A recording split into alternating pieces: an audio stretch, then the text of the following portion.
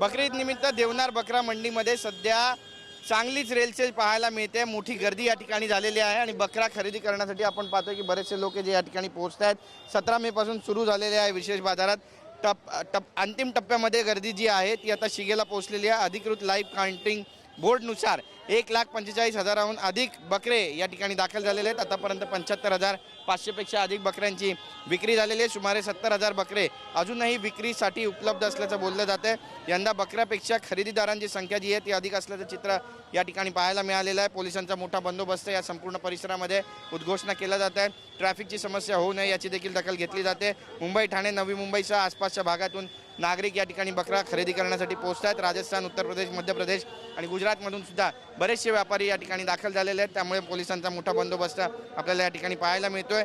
सर्वसाधारणपणे 25,000 ते 40,000च्या दरम्यान बकऱ्यांची जी विक्री आहे ती या ठिकाणी केली जाते। चोरी आणि गैरप्रकार रोखण्यासाठी देवनार पोलिसांचा कडक बंदोबस्त या ठिकाणी ठेवण्यात आलेला आहे आणि मंडी परिसरात CCTV कॅमेरे सुद्धा या ठिकाणी कार्यरत करण्यात आलेले आहेत आणि त्यासोबतच पोलिसांचा ठिकठिकाणी आपल्याला बंदोबस्त या ठिकाणी पाहायला मिळतो। एकंदरीतच बकरा खरेदी विक्री करण्यासाठी या ठिकाणी आता नागरिकांची झुंबड उडालेली आपण पाहतोय। बघा, बरेचसे जे कुर्बानीसाठीचे जे बकरे आहेत ते या ठिकाणी आणले जात आहेत, विकले जात आहेत आणि बरेचसे नागरिक आहेत जे बकरे विकत घेऊन या ठिकाणाहून आता बाहेर पडतात। त्यांच्याशी बातचीत करणार आहोत। बकरा खरेदी की आपने क्या कहेंगे?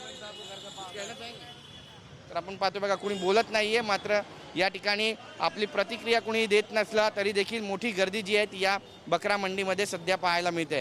कॅमेरा पर्सन नरसिंगचा गिरीश गायकवाड, TV9 मराठी, मुंबई।